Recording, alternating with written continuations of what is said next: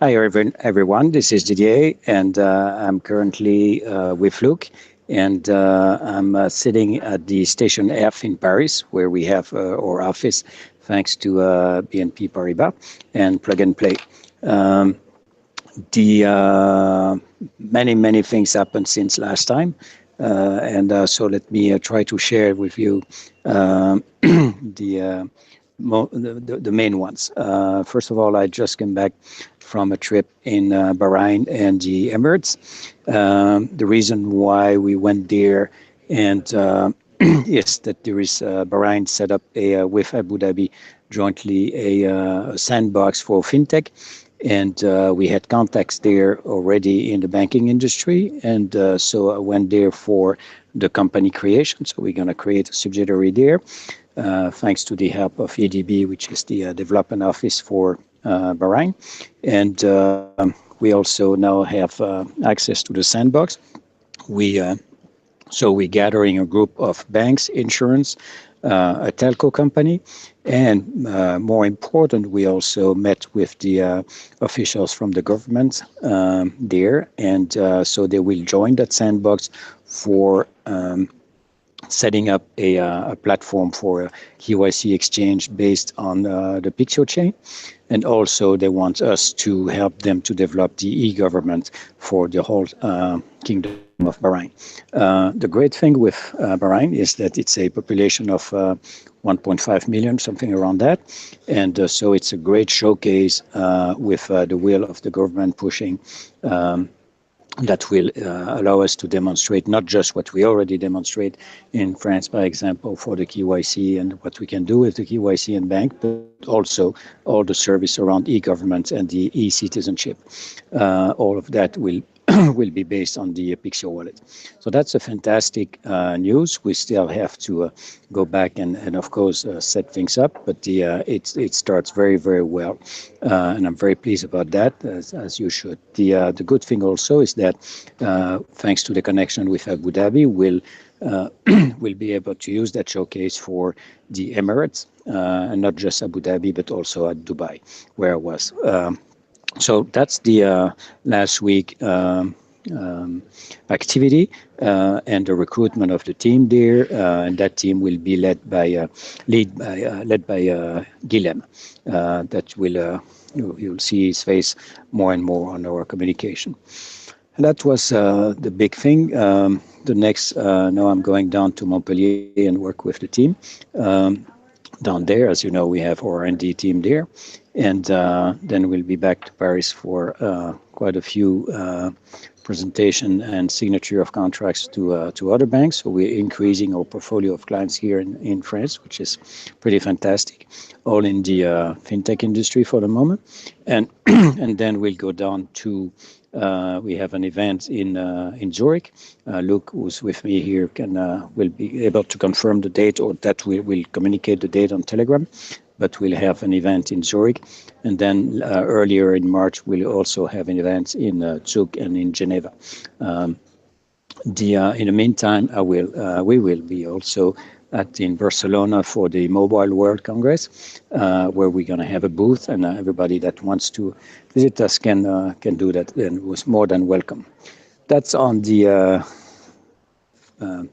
soon to come trips and or just past trips. A few more information about the ICO itself is doing pretty fantastic. We have a lot of traction for the moment, and we are very pleased to see that the base growing, of course, which made us also get more feedbacks about how we can improve things or we can do things a bit better. We certainly can communicate better, and we're trying to do that.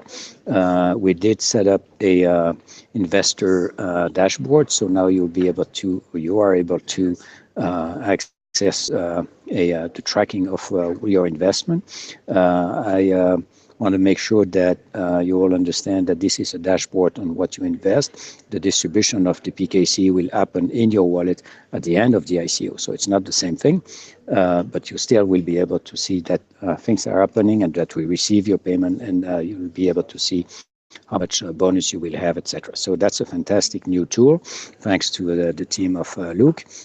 And we'll add some more features in that wallet as well. So you get a better understanding of the one of the major feedback as well that we actually fully share with you is the volatility of the market that pushed the value of the PKC way too higher and much higher than what we wanted for many reasons. First of all, because that brings too big valuation, and I don't think that's very good, but also didn't make the PKC very affordable. So we will announce in 2 or 3 days, 1 or 2 days, a change in the pricing. I cannot tell you a little bit more now, much more now, but we'll announce that, and I'm sure you will all be very happy of what's happening, and of course that will be retroactive for all the previous investors. So not to worry if you already invest, we're not going to forget you. We just want to share the adventure with you, and so it's comfortable. So that's on the PKC and the ICO front. Same way, we're going to have the new bounty program in place. It's already running. Maybe Luca will update you on that. Yes, he says yes. So you can contact to know a bit more about that. What else do we have so far? There's so many things. I'm sorry, keep forgetting. Look, do I forget something? Yes, I mean, we also the new bounty program is up and running, and we're still looking for new supporters.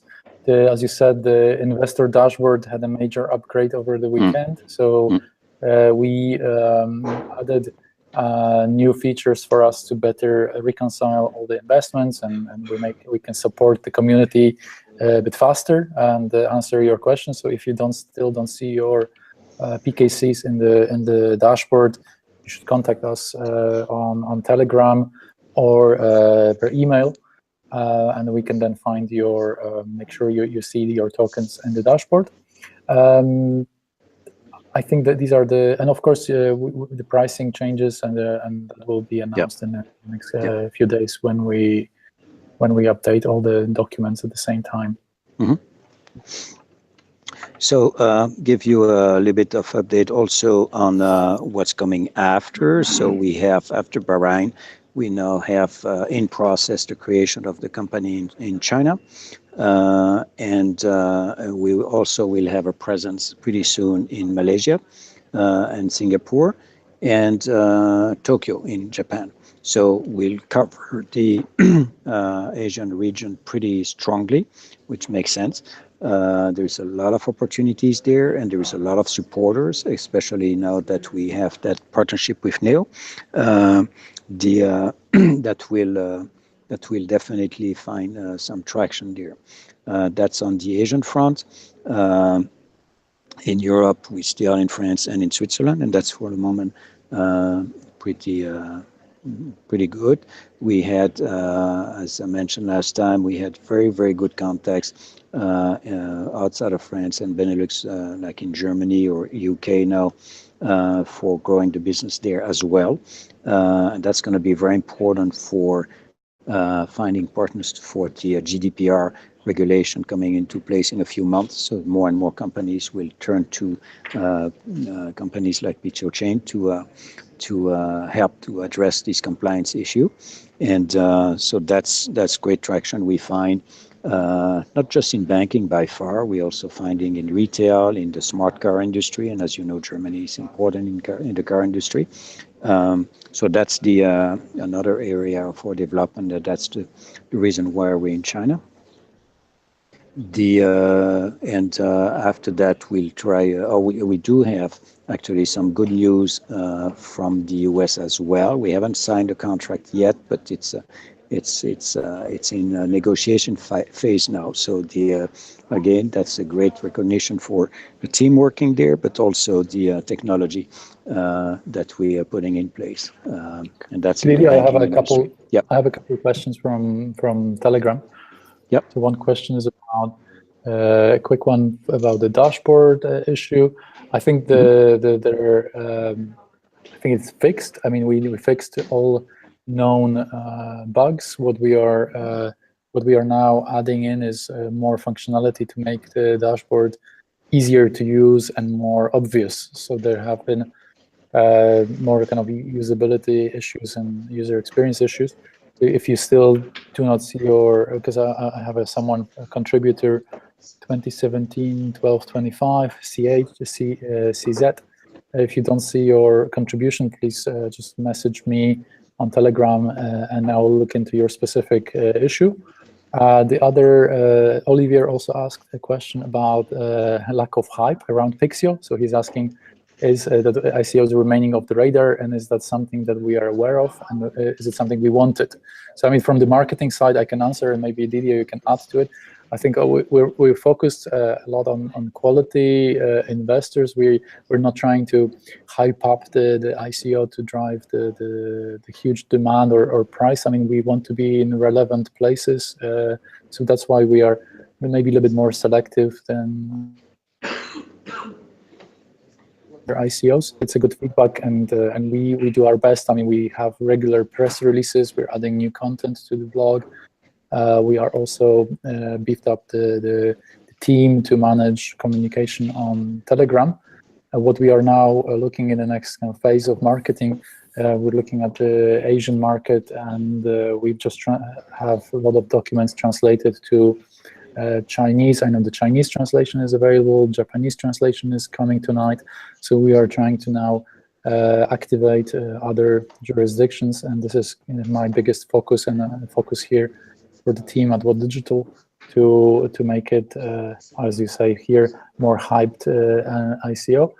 Yeah, and Didier, I mean, if you hear him talking, I mean, he's more focused on the business side and making sure there is some revenue behind the company, not only just hype.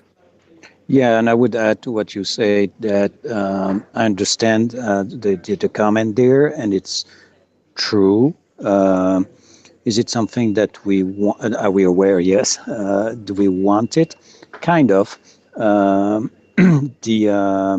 It's a mix. The PikcioChain can be used by individuals, but also, as you can see, by institution and business. And actually, when it works better is when it's used by both. And that means for the ICO, we kind of address these two constituencies, and so there is a lot of background work done with institutional investors. Not the high hedge funds, etc., real potential users. That's what the Neo deal is about. So the real recognition about the technology and the potential of the token, and that's what we're going to have with other institutions. So we'll announce that. It takes a little bit longer time. It's not going through the regular. They're not looking at Telegram or things like that. They're more. It's a more traditional way to do it. But we'll have some more announcement coming pretty soon about that. So that's yes and no. But now, can we do better with the community that we're building thanks to Luke at his team? Sure, and we'll keep focusing on that. I see also another question from Olivier. Yes, it's going to be retroactive. So any previous investor will be able to will be compensated, of course, accordingly. So that's another question. That's definitely fair enough. Yeah. About the KYC, when you need a photo of a very practical one, you need a photo of front and back side. What does it mean? It's the same document. So what we mean is if you have an ID, like a national ID or driving license, the plastic one, we need to see both sides. Of course, I don't know how it works with a passport. Do you need also a cover? We need the cover, and then the page with your ID. Okay. I think these are the questions for now. Okay, excellent. Well, thank you all. Don't hesitate to send questions, and we'll try to address them next time if we can, and we will if we haven't addressed them already on Telegram. Thank you for your patient all for some glitch in our software. It's great to see the support. It's great to see the interest, and it's you're pretty demanding, which is great because that's how we grow and that's how we learn and improve. And I really appreciate that. And you'll see that we should be pretty reactive. I hope you've seen that so far, and we're pretty reactive and definitely listening to what you're saying. So thanks a lot for your time. Thanks, Luke, for today, and talk to you next week. Bye bye.